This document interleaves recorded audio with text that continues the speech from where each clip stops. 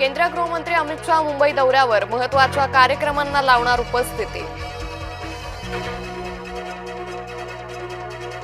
मुख्यमंत्री देवेंद्र फडणवीस जळगाव दौऱ्यावर, धरणगाव येथील जाहीर सभेला मुख्यमंत्री करणार संबोधित। माजी खासदार इम्तियाज जलील यांच्या विरोधात मानहानीचा दावा, पालकमंत्री संजय शिरसाटांची याचिका दाखल। संभाजीनगर सत्र न्यायालयात 24 जूनला सुनावणी।